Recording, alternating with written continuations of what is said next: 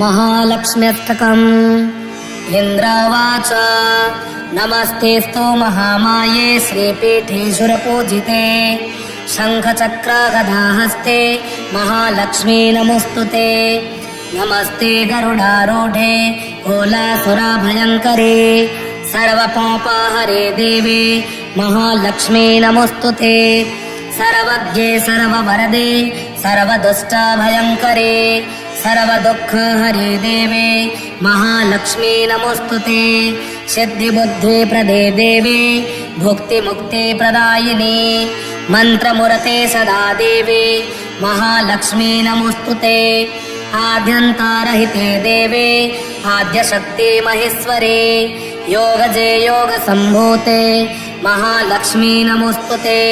स्थूल सूक्ष्म महारौद्रे महाशक्ते महोदरे महापापहरे देवे महालक्ष्मी नमोऽस्तुते। पद्मासनस्थिते देवे परब्रह्मस्वरूपिणे परमेशे जगन्माता महालक्ष्मी नमोऽस्तुते। श्वेताम्बरधरे देवे नानालङ्कारभूषिते जगत्स्थिते जगन्माता महालक्ष्मी नमोऽस्तुते। महालक्ष्म्यष्टकस्तोत्रम् यः पठेत् भक्तिमान् सर्वसिद्धिमवाप्नोति राज्यं प्राप्नोति सर्वदा। एककालं पठे नित्यं महापापविनाशनं द्विकालं यः पठे नित्यं धनधान्यसमन्विता त्रिकालं यः पठे नित्यं महाशत्रुविनाशनम्। इन्द्रवाच नमस्तेऽस्तु महामाये श्रीपीठेश्वरपूजिते शङ्खचक्रगदाहस्ते महालक्ष्मी नमोऽस्तुते। नमस्ते गरुडारूढे कोलासुरभयङ्करे सर्वपापहरे देवे महालक्ष्मी नमोऽस्तुते। सर्वज्ञे सर्ववरदे सर्वदुष्टभयङ्करे सर्वदुःखहरे देवे महालक्ष्मी नमोऽस्तुते। सिद्धिबुद्धिप्रदे देवे भुक्तिमुक्तिप्रदायिनी मन्त्रमूर्ते सदा देवे महालक्ष्मी नमोऽस्तुते।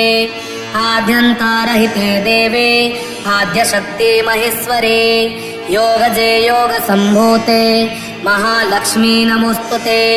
स्थूल सूक्ष्म महारौद्रे महाशक्ते महोदरे महापापहरे देवे महालक्ष्मी नमोऽस्तुते। पद्मासनस्थिते देवे परब्रह्मस्वरूपिणे परमेशे जगन्माता महालक्ष्मी नमोऽस्तुते। श्वेताम्बरधरे देवे नानालङ्कारभूषिते जगत्स्थिते जगन्माता महालक्ष्मी नमोऽस्तुते। महालक्ष्म्यष्टकस्तोत्रम् यः पठेत् भक्तिमान् सर्वसिद्धिमवाप्नोति राज्यं प्राप्नोति सर्वदा। एककालं पठे नित्यं महापापविनाशनं द्विकालं यः पठे नित्यं धनधान्यसमन्विता त्रिकालं यः पठे नित्यं महाशत्रुविनाशनम्। इन्द्रवाच नमस्तेऽस्तु महामाये श्रीपीठेश्वरपूजिते शङ्खचक्रगदाहस्ते महालक्ष्मी नमोऽस्तुते। नमस्ते गरुडारूढे कोलासुरभयङ्करे सर्वपापहरे देवे महालक्ष्मी नमोऽस्तुते। सर्वज्ञे सर्ववरदे सर्वदुष्टभयङ्करे सर्वदुःखहरे देवे महालक्ष्मी नमोऽस्तुते। सिद्धिबुद्धिप्रदे देवे भुक्तिमुक्तिप्रदायिनी मन्त्रमूर्ते सदा देवे महालक्ष्मी नमोऽस्तुते। आद्यन्तरहिते देवे आद्यशक्ति महेश्वरे योगजे योगसम्भूते महालक्ष्मी नमोऽस्तुते। स्थूल सूक्ष्म महारौद्रे महाशक्ते महोदरे महापापहरे देवे महालक्ष्मी नमोऽस्तुते। पद्मासनस्थिते देवे परब्रह्मस्वरूपिणे परमेशे जगन्माता महालक्ष्मी नमोऽस्तुते। श्वेताम्बरधरे देवे नानालङ्कारभूषिते जगत्स्थिते जगन्माता महालक्ष्मी नमोऽस्तुते। महालक्ष्म्यष्टकस्तोत्रम् यः पठेत् भक्तिमान् सर्वसिद्धिमवाप्नोति राज्यं प्राप्नोति सर्वदा एककालं पठे नित्यं महापापविनाशनं द्विकालं य पठे नित्यं धनधान्यसमन्विता त्रिकालं य पठे नित्यं महाशत्रुविनाशनम् इन्द्रवाच नमस्तेऽस्तु महामाये श्रीपीठे सुरपूजिते शङ्खचक्रगदाहस्ते महालक्ष्मी नमोऽस्तुते नमस्ते गरुडारूढे कोलासुरभयङ्करे सर्वपापहरे देवे महालक्ष्मी नमोऽस्तुते सर्वज्ञे सर्ववरदे सर्वदुष्टभयङ्करे सर्वदुःखहरे देवे महालक्ष्मी नमोऽस्तुते सिद्धिबुद्धिप्रदे देवे भुक्तिमुक्तिप्रदायिनी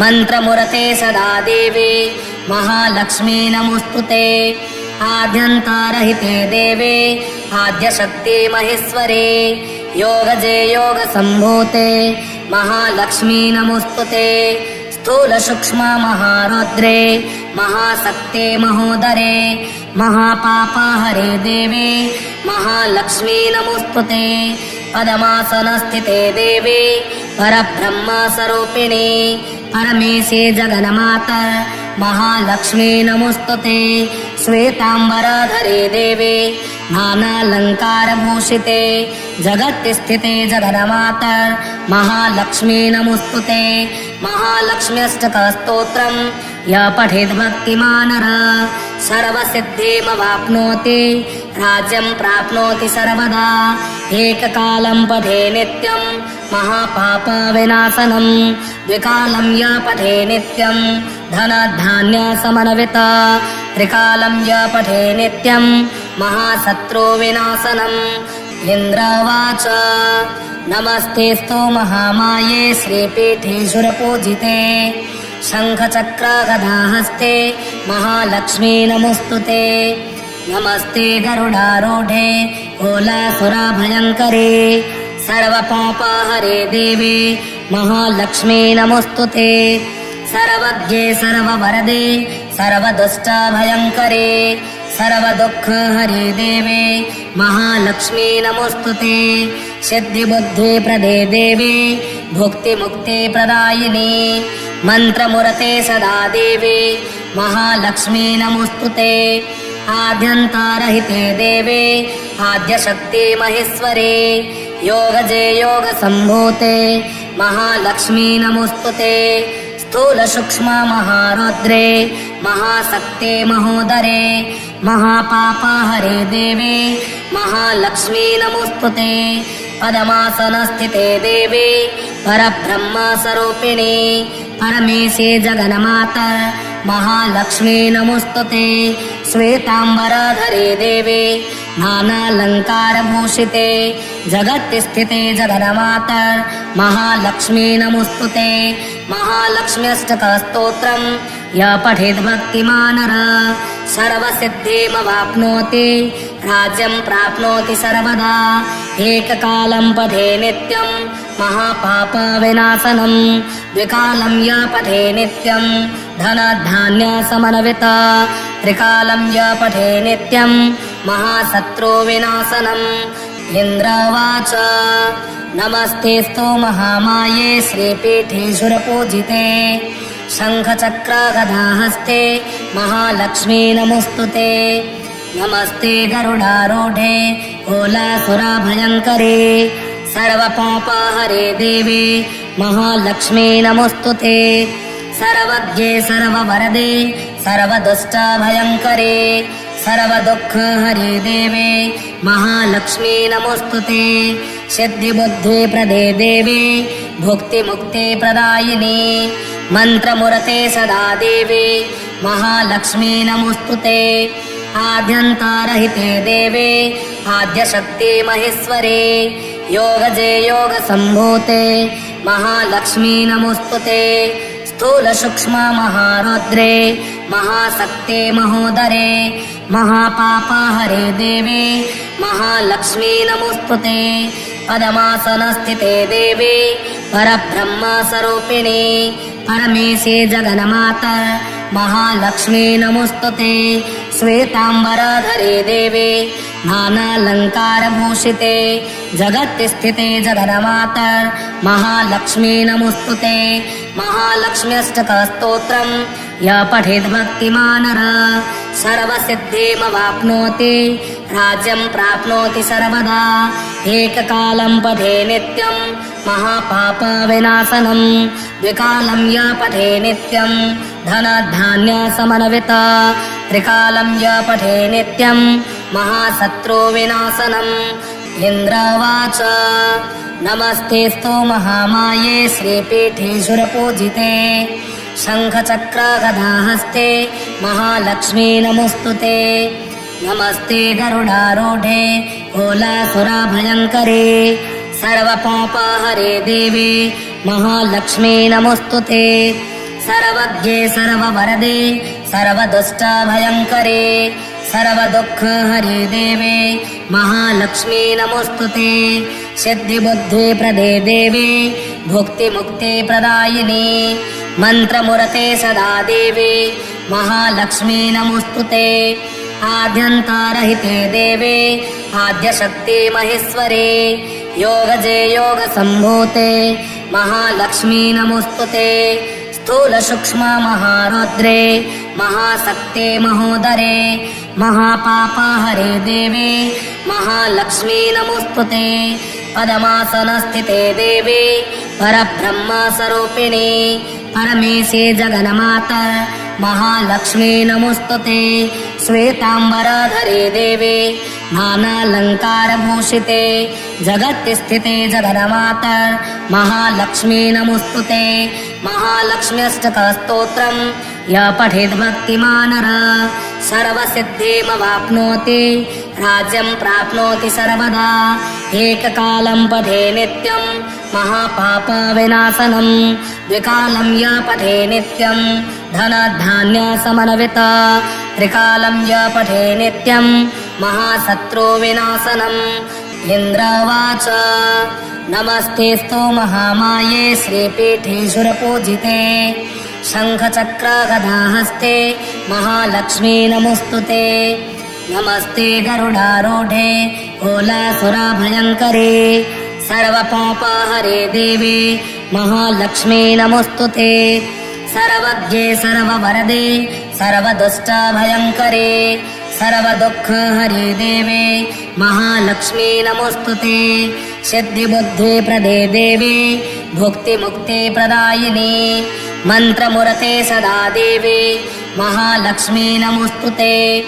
आद्यन्तरहिते देवे आद्यशक्ति महेश्वरे योगजे योगसम्भूते महालक्ष्मी नमोस्तुते स्थूलसूक्ष्म महारौद्रे महाशक्ते महोदरे महापापहरे देवे महालक्ष्मी नमोस्तुते पद्मासनस्थिते देवे परब्रह्मस्वरूपिणी परमेशे जगन्माता महालक्ष्मी नमोस्तुते श्वेतांबरधरे देवे नानालंकारभूषिते जगत्स्थिते जगन्माता महालक्ष्मी नमोस्तुते महालक्ष्म्यष्टकस्तोत्रम् य पठेत् भक्तिमान् नरः सर्वसिद्धिमवाप्नोति राज्यं प्राप्नोति सर्वदा एककालं पठे नित्यं महापापविनाशनं द्विकालं य पठे नित्यं धनधान्यसमन्विता त्रिकालं य पठे नित्यं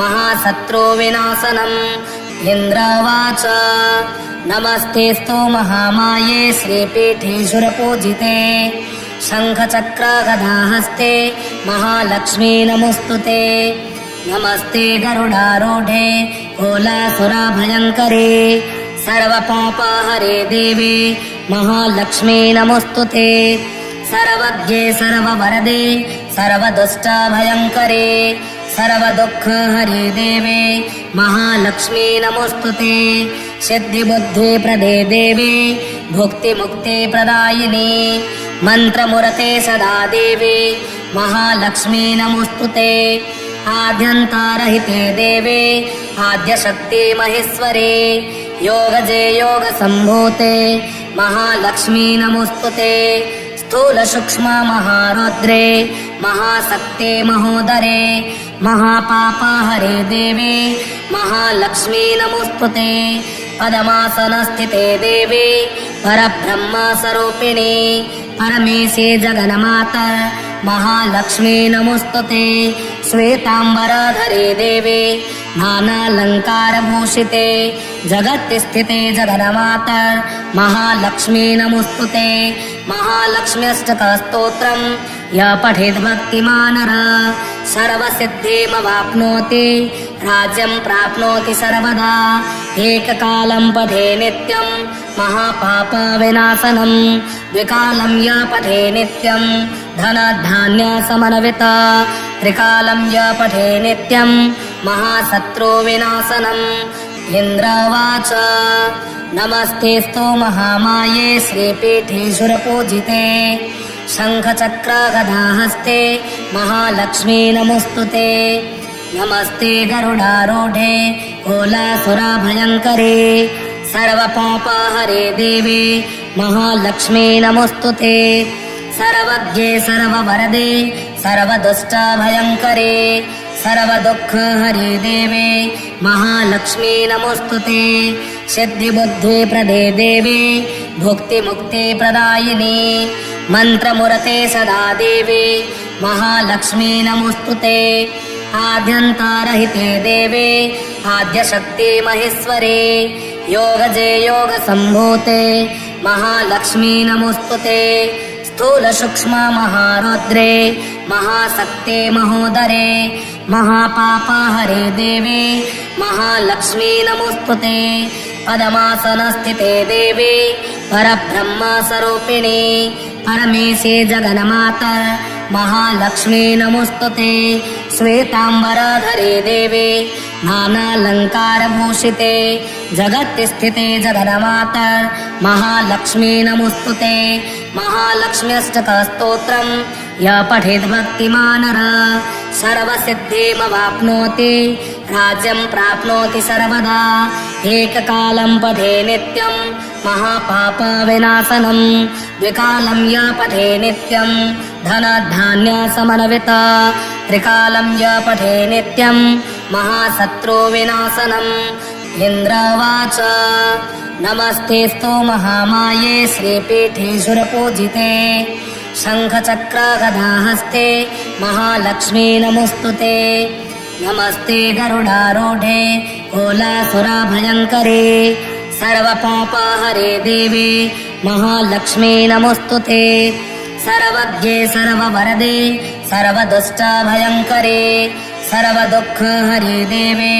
महालक्ष्मी नमोस्तुते सिद्धिबुद्धिप्रदे देवे भुक्तिमुक्तिप्रदायिनी मन्त्रमुरते सदा देवे महालक्ष्मी नमोस्तुते आद्यन्तरहिते देवे आद्यशक्ति महेश्वरे योगजे योगसम्भूते महालक्ष्मी नमोस्तुते स्थूलसूक्ष्ममहारौद्रे महाशक्ते महोदरे महापापहरे देवे महालक्ष्मी नमोस्तुते पद्मासनस्थिते देवे परब्रह्मस्वरूपिणे परमेशे जगन्माता महालक्ष्मी नमोस्तुते श्वेतांबरधरे देवे नानालंकारभूषिते जगत्स्थिते जगन्माता महालक्ष्मी नमोस्तुते महालक्ष्म्यष्टकस्तोत्रम् यः पठेत् भक्तिमानः सर्वसिद्धिमवाप्नोति राज्यं प्राप्नोति सर्वदा